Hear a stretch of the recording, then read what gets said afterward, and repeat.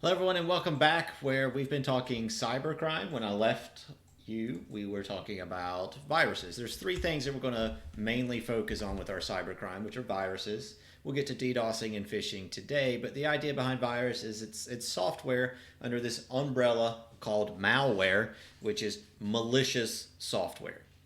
Okay. Viruses, they're basically bits of code that they start infecting, and the idea behind a virus that makes it different from other types of malware is that it spreads. It starts infecting other files, which makes it really hard to get rid of. And we talked about how back in the 90s, it was the Wild West of the internet, and viruses were a lot more common then. Since then, people have learned, they've gotten better about things. We have better security in place. People are using antivirus software. People are using firewalls, that sort of thing. Now, I had the question about torrenting that I wanted to get to. The idea was, is torrenting, like in itself, illegal? And the short answer to that question is no. And let me kind of explain where torrenting came from, because it's heavily related to this. It's heavily related to the way that things were in the 90s. But Napster was kind of the all-star here that first got everything going. And what it was is Napster was a file sharing program.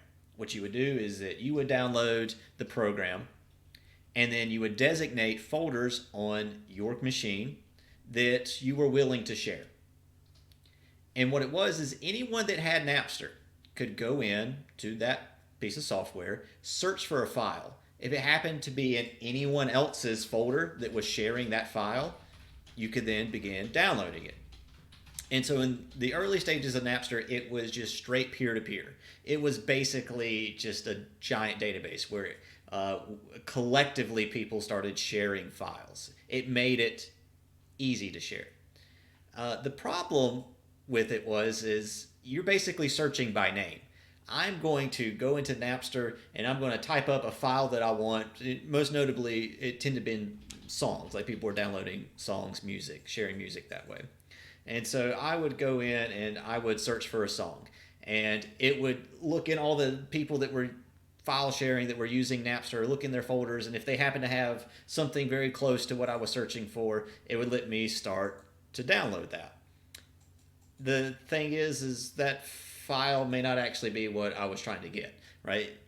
I could just very easily name my virus some song that people were looking for, and they would download it and be like, hooray, and they would execute it and be like, wait a second, that wasn't an MP3 at all.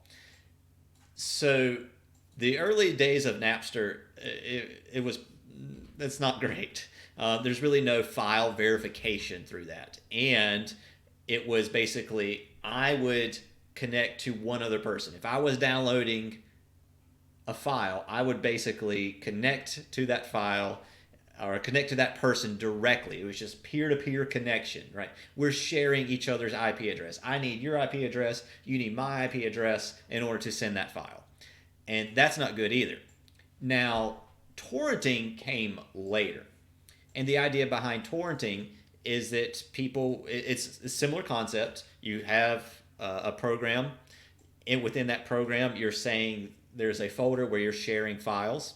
When someone goes to search for the file, it sees it in those folders. But the way that torrenting is different from traditional peer-to-peer sharing is multiple people had the exact same file. And one of the easy ways to kind of see are the files pretty much the same is the file size. Now, there's more to it than that.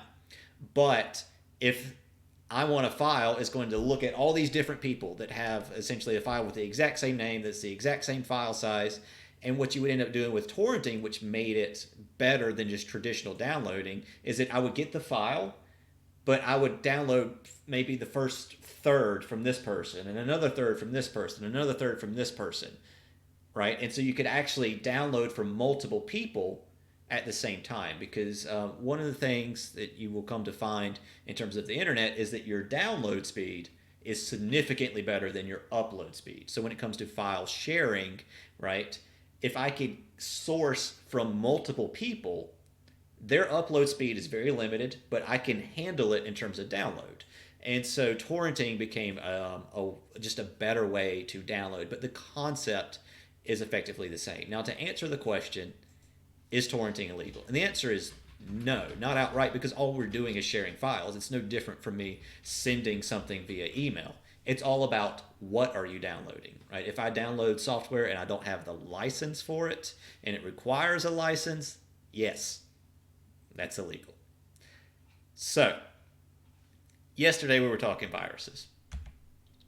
And we learned that viruses can basically go in via backdoors, as we call them, basically find bugs or issues in your security software and manage to infect your computer that way. That isn't likely, largely because there's people that's their job, is to try to stop this kind of thing. As long as you are basically updating your phone, your computer, your device as frequently as possible and getting those software updates, that really helps lower the amount or the chances of getting infected that way. I can't name anybody in my life, students included, that have gotten a virus in like the past decade. Social engineering, however, is kind of the main way that cybercrime perpetuates itself today, including viruses. And I have kind of, and the idea behind social engineering is it's your fault, right? Social engineering, this is a pretty fancy way of saying the user messes up and does something stupid. And let me show you just like the quintessential social engineering type of video here. This thing's great. This is how hackers use simple social engineering to hack your stuff. This will lead into phishing a little bit later.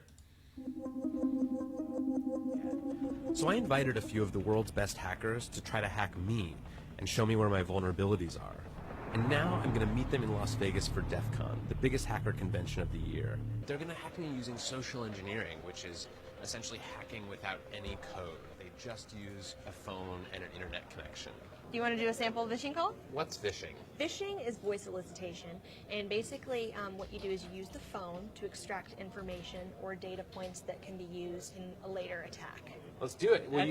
Who are you going to call? Maybe I'll call your cell phone provider and see if I can get them to give me your email address. I bet they're good. I bet they have my back. But yeah, go for it. I'm going to spoof from your number, so it's going to look like it's calling from you. Okay. Hi, I'm so sorry. Can you hear me okay? My baby, I'm sorry.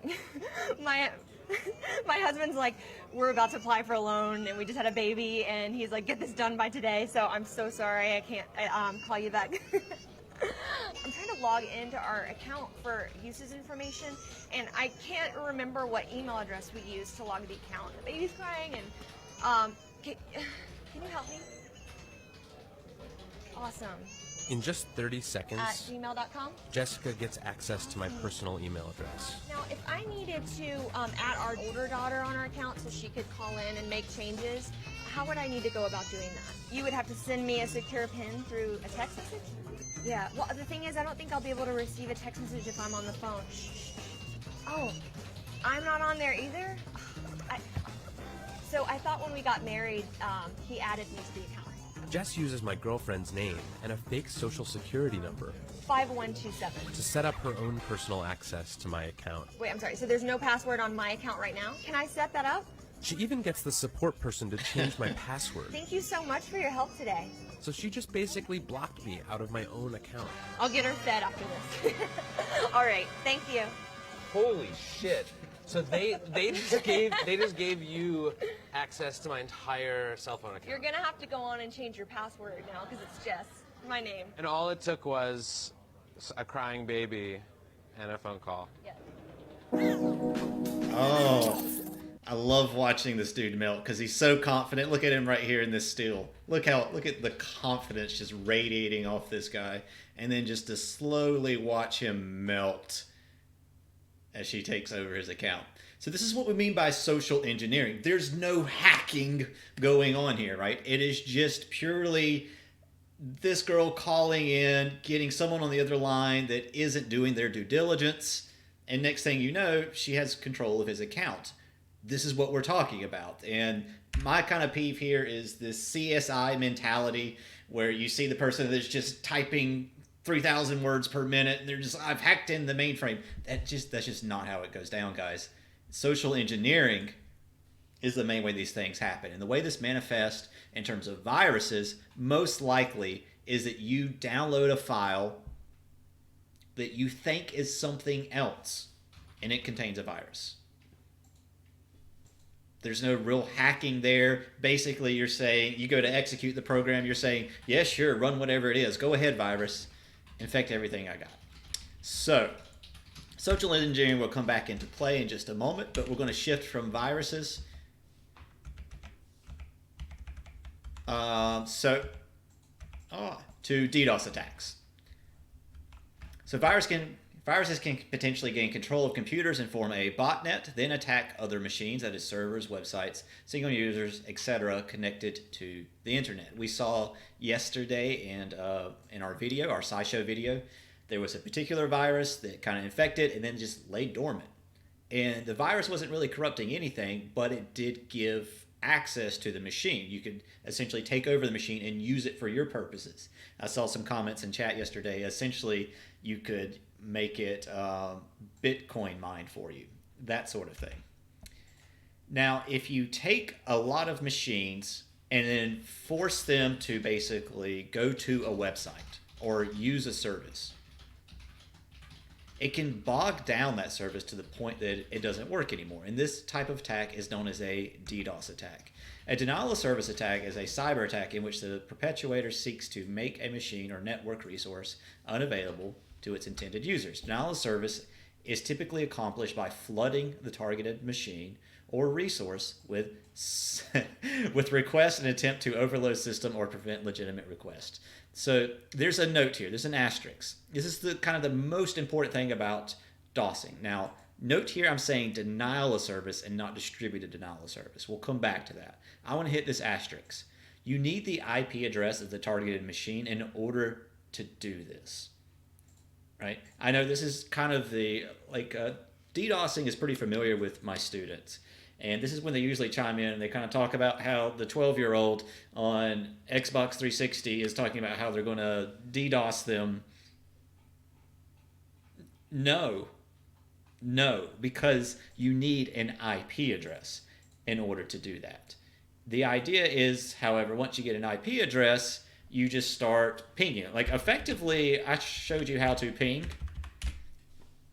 right? Right now, I'm sending, 32 bytes of data to Google. Not a big deal. 32 bytes isn't going to shut down a Google server. But I am basically making requests. Okay? A distributed denial of service. The distributed part of this is when you have multiple machines. Me sending 32 bytes of data. Let's try that again. Me sending 32 bytes of data to a Google server, it's not going to shut it down. There's just not enough data. And I can only send so much. I am effectively limited, as we talked about, in my upload speed. And I get something like 6 gigabits a second. That's not enough. If I used every bit of my upload speed to try to shut down Google, it ain't going to happen. You basically need multiple machines. And multiple machines is what makes it distributed. Okay? So, a denial of service is just one machine. If one machine is trying to shut down another. Distributed is when you bring in multiple machines. And as you can imagine, DDoS attacks tend to be more successful than their basic DOS counterparts, as the amount of data required to overload a system is relatively high. Again, it takes a lot of data. Also, these are going to be harder to detect, because if it's just me trying to shut down Google, I'm A, not sending enough data, but B, Google's just going to be like, this guy with this IP address who was pinging us is kind of a jerk, right? They can easily figure out it's just one person. Whenever there's multiple machines, maybe machines that were taken over via a botnet, a virus, then it's harder to prosecute something like this, right? So that's the idea behind a DDoS attacks. One of the things I want you to keep in mind is that A, IP address is needed. Okay, and then B, you're going to probably need a lot of machines. So again, whenever the 12-year-old on Xbox 360 says he's going to DDoS you, A, he needs to get your IP address. Let's assume his dad owns Microsoft. He still needs your IP address. Okay, then he's going to need a lot. He's going to need a lot of machines. He's going to need a way to send a lot of data to you, because while my upload speed is only 6 gigs, my download speed's like easily like 30, 50. You know, people have 100, or maybe they're on fiber and they can get a gigabyte worth of download speed. And so your machine can handle a lot. Now think about a Google server, it can handle a lot more than that. So this is the idea behind DDoSing. Okay, so I have a bit of a pause here. This is about the Norse attack map. Norse is a threat intelligence firm that gathers information on attacks happening to its infrastructure. Essentially, this is a third party that can come in and help your company out with like firewalls or just cybersecurity in general. Now, through that, they end up having a lot of clients, and so their presence is in a lot of places. What this means is they cast a pretty wide net, and they can see cyber attacks, things like DDoSing, happening around the world. And this leads me to the Norse attack map, which hopefully I can pull up here.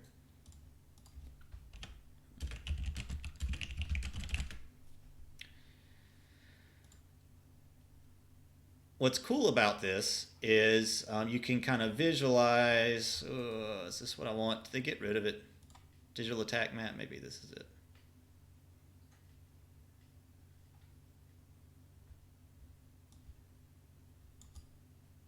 I don't know if I got a link here.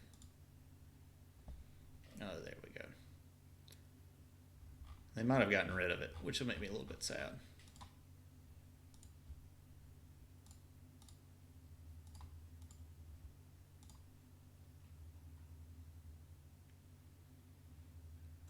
This is not the one I had in mind, but it essentially shows a very similar thing. It can show data basically being transferred around, and you can kind of see like a volume of stuff, right? There's a lot of big stuff going on here. Okay. This is essentially the same idea as the Norse attack map, and I believe I have a video here in the slides. Through this tool, we can visualize a DDoS attack. So what you just saw is actually like normal traffic flow.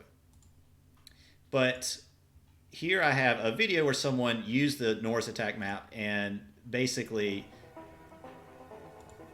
will show us what a DDoS attack actually looks like.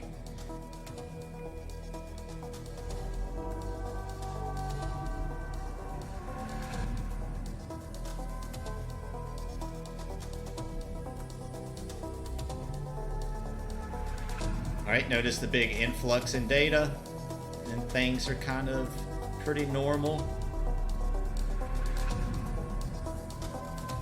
Things are normal.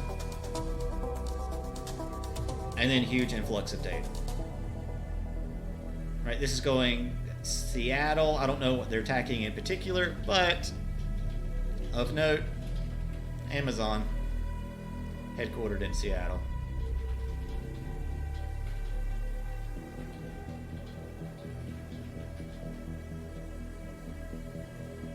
Watch just a little bit more.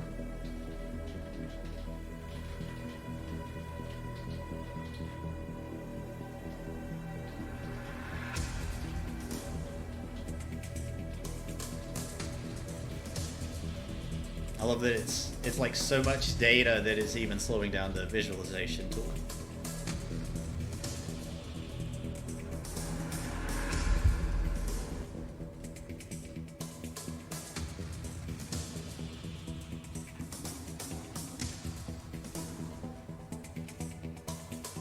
Oh, oh gosh.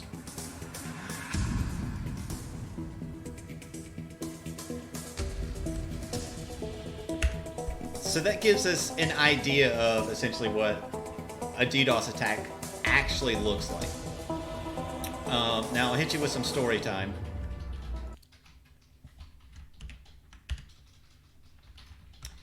I saw something about Skype in chat. It's like, isn't that essentially what happened with Skype? So earlier when I told you about Napster, right? The early days of Napster was, well, this is reloading. The early days of Napster, it was peer-to-peer connection.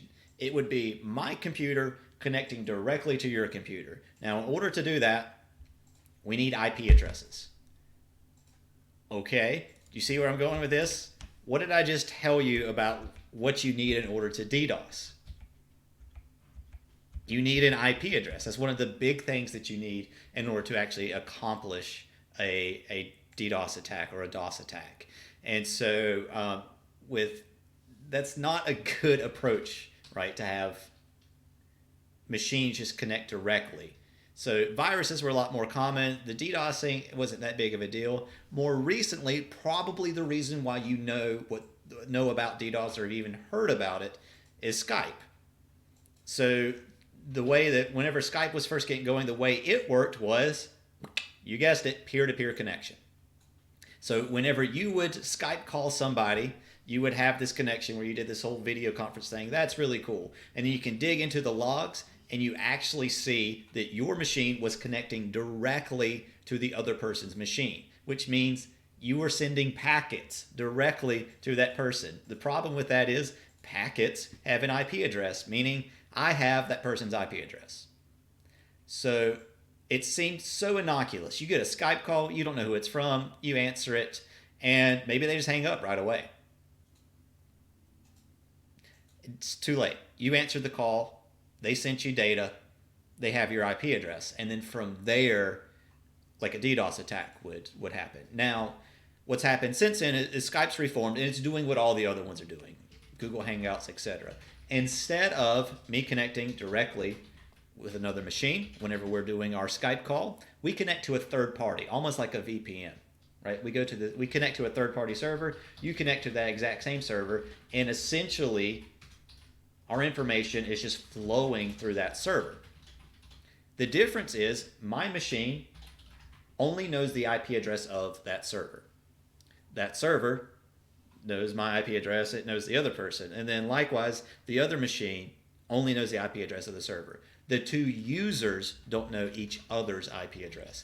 And that's a big deal because, again, you need an IP address in order to DDoS. So with that, we're actually going to pause with DDoS, and we will cover phishing tomorrow. Thank you, guys. Let's chill.